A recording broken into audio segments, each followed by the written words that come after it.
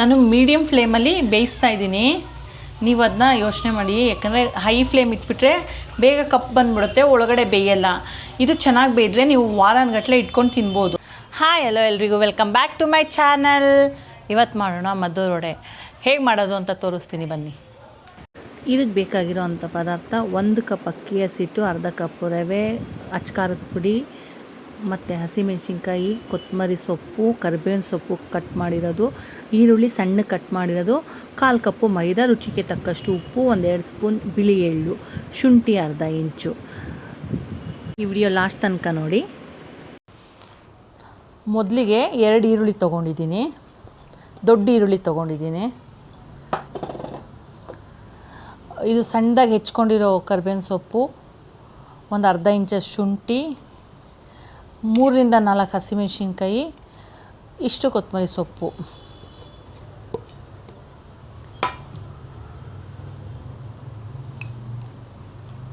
ರುಚಿಗೆ ತಕ್ಕಷ್ಟು ಉಪ್ಪು. ಮೊದಲೇ ಏನಕ್ಕೆ ಹಾಕ್ತೀವಿ ಅಂದರೆ ಅದು ಈರುಳ್ಳಿಲಿರೋ ನೀರು ಬಿಟ್ಕೊಳ್ಳುತ್ತೆ ಅಂತ.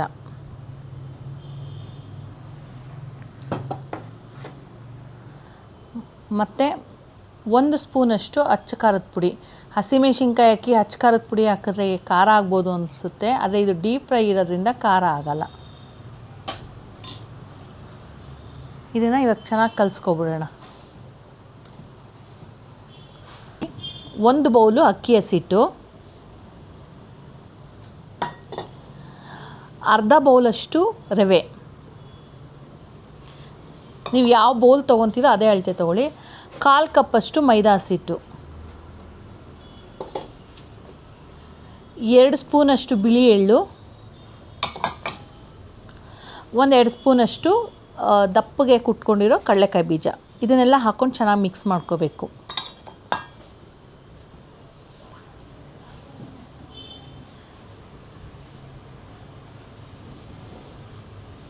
ಅದರಲ್ಲಿ ಈರುಳ್ಳಿಲಿರೋ ನೀರೆಲ್ಲ ನೀಟಾಗೆ ಹಸಿಟ್ಟಿಗೆ ಮಿಕ್ಸ್ ಆಗುತ್ತೆ.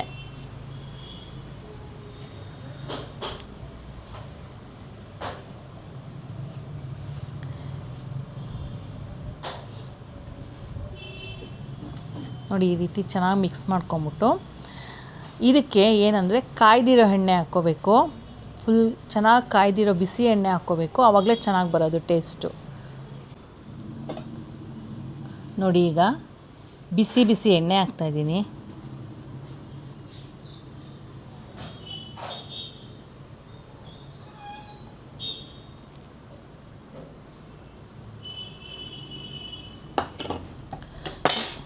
ಇದು ಫುಲ್ ಬಿಸಿ ಇರುತ್ತೆ, ಅದಕ್ಕೆ ಈ ಥರ ಮಿಕ್ಸ್ ಮಾಡ್ಕೊಳ್ಳಿ. ಕೈ ಇಟ್ಬಿಟ್ಟು ಆಮೇಲೆ ಕೈ ಸುಟ್ಸ್ಕೋಬೇಡಿ.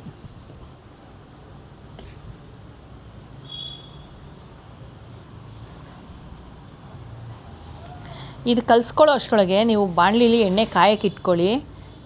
ಯಾಕೆಂದರೆ ಇದು ನೀರು ಹಾಕಿ ಕಲಸಿದ್ಮೇಲೆ ನೆನಿಬಾರ್ದು. ಈ ಮದ್ದೂರು ವಡೆಯಲ್ಲಿ ರವೆ ಕಾಣಬೇಕು. ಸೊ ಅದಕ್ಕೆ ನೀವು ಒಂದು ಒಬ್ಬೆಗೆ ಎಷ್ಟು ವಡೆ ಆಗುತ್ತೆ ಅಷ್ಟನ್ನು ಮಾತ್ರ ನೀರು ಹಾಕ್ಕೊಂಡು ಕಲಿಸ್ಕೋಬೇಕು.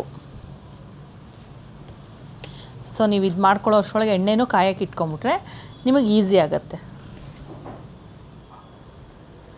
ತುಂಬ ಸಿಂಪಲ್ ಇಂಗ್ರೀಡಿಯೆಂಟ್ಸಲ್ಲಿ ಮಾಡ್ಬೋದು. ನೋಡಿ, ಈ ಥರ ಕಲಿಸ್ಕೊಳ್ಳಿ. ಕಲಿಸ್ಕೊಂಬಿಟ್ಟು ನೀವು ಎಷ್ಟು ವಡೆ ತಟ್ಟಕ್ಕಾಗತ್ತೆ ಅಷ್ಟಕ್ಕೆ ಮಾತ್ರ ನೀರು ಹಾಕ್ಕೊಂಡು ಕಲಿಸ್ಕೊಳ್ಳಿ. ಇದು ನೆನಿಬಾರ್ದು ನೀರಲ್ಲಿ, ಯಾಕಂದರೆ ನೆಂದರೆ ರವೆ ಕಾಣಿಸಲ್ಲ. ನೋಡಿ, ನಾನೇನು ಮಾಡ್ತೀನಿ ಅಂದರೆ ಈ ಥರ ಸ್ವಲ್ಪ ಡಿವೈಡ್ ಮಾಡ್ಕೊತೀನಿ. ಡಿವೈಡ್ ಮಾಡಿಕೊಂಡು ನೀರು ಇಷ್ಟಕ್ಕೆ ಮಾತ್ರ ಹಾಕ್ಕೊಂಡು ಕಲಿಸ್ಕೊತೀನಿ. ನಾನು ನಿಮ್ಗೆ ಆಗಲೇ ಹೇಳ್ದಂಗೆ ರವೆ ಕಾಣಬೇಕದು. ಮದ್ದೂರು ವಡೆಯಲ್ಲಿ ರವೆ ನೆನಿಬಾರ್ದು, ಅದಕ್ಕೆ.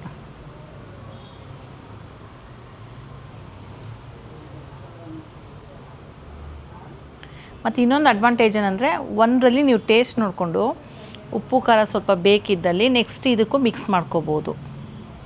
ಮೊದಲೇ ಎಲ್ಲ ಕಲಿಸ್ಕೊಂಬಿಟ್ರೆ ನಿಮ್ಗೆ ಅದು ಮಿಕ್ಸ್ ಮಾಡ್ಕೊಳ್ಳೋಕ್ಕೂ ಕಷ್ಟ ಆಗುತ್ತೆ.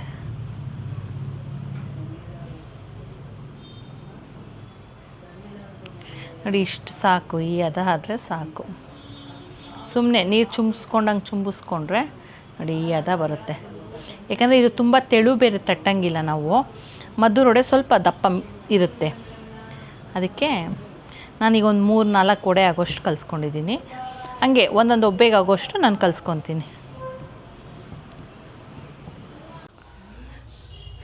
ನೋಡಿ, ಈಗ ಎಣ್ಣೆ ಕಾಯ್ದಿದೆ. ಸ್ವಲ್ಪ ನೀರು ಹೆಚ್ಕೊಂಡು ಈ ಥರ ಉಂಡೆ ಮಾಡಿಕೊಂಡು ಕೈಯಲ್ಲಿ ಒಂದು ಮೀಡಿಯಮ್ ಸೈಜ್, ಅಂದರೆ ತುಂಬ ದಪ್ಪನೂ ಬೇಡ ತೆಳುನೂ ಬೇಡ,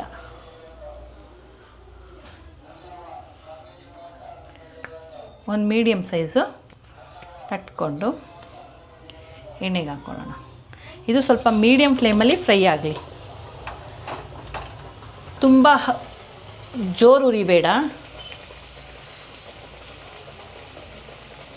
ನಾವು ಎಣ್ಣೆ ಹಾಕಿರೋದ್ರಿಂದ ಕ್ರಿಸ್ಪಿ ಬರುತ್ತೆ.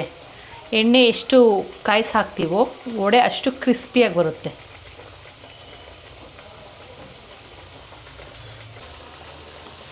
ಏನಿಲ್ಲ ಅಂದರೂ 1 ಕಪ್ ಅಕ್ಕಿ ಹಸಿಟ್ಟಲ್ಲಿ ಮಿನಿಮಮ್ ಒಂದು 25 ಮಾಡ್ಬೋದು.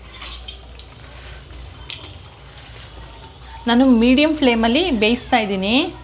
ನೀವು ಅದನ್ನ ಯೋಚನೆ ಮಾಡಿ, ಯಾಕಂದರೆ ಹೈ ಫ್ಲೇಮ್ ಇಟ್ಬಿಟ್ರೆ ಬೇಗ ಕಪ್ ಬಂದುಬಿಡುತ್ತೆ, ಒಳಗಡೆ ಬೇಯಲ್ಲ. ಇದು ಚೆನ್ನಾಗಿ ಬೇಯಿದ್ರೆ ನೀವು ವಾರಗಟ್ಟಲೆ ಇಟ್ಕೊಂಡು ತಿನ್ಬೋದು, ಹಾಳಾಗಲ್ಲ ಬೇಗ.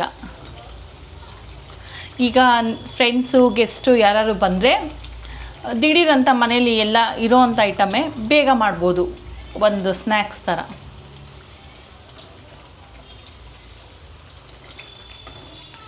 ಅದು ಸ್ವಲ್ಪ ಬೇಯಕ್ಕೆ ಟೈಮ್ ಹಿಡಿಯುತ್ತೆ, ಚೆನ್ನಾಗಿ ಬೇಯಲಿ. ನೋಡಿ ಈಗ ಎಷ್ಟು ಚೆನ್ನಾಗಿ ಬೆಂದಿದೆ. ಸಾಕು, ಇಷ್ಟು ಬೆಂದರೆ ಆಯಿಲೆಲ್ಲ ಸ್ಟ್ರೈನ್ ಆಗೋಕ್ಕೆ, ಆಯಿಲ್ ಸ್ಟ್ರೈನ್ ಆಗೋ ಇದಕ್ಕೆ ಹಾಕ್ಕೊಡ್ತಾ ಇದ್ದೀನಿ.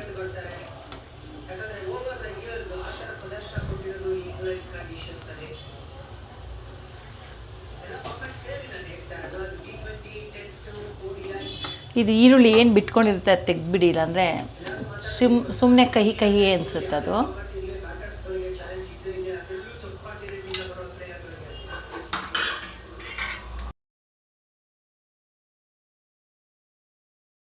ನೋಡಿ, ಬಿಸಿ ಬಿಸಿ ಮದ್ದೂರು ವಡೆ ರೆಡಿ. ಯಾರಿಗೆಲ್ಲ ಈ ಮದ್ದೂರು ವಡೆ ಇಷ್ಟ ಆಗುತ್ತೆ ಕಮೆಂಟ್ ಮಾಡಿ, ಹಾಗೆ ಶೇರ್ ಮಾಡಿ, ನನ್ನ ಚಾನಲ್ ಸಬ್ಸ್ಕ್ರೈಬ್ ಮಾಡ್ಕೊಳ್ಳಿ. Thanks for watching.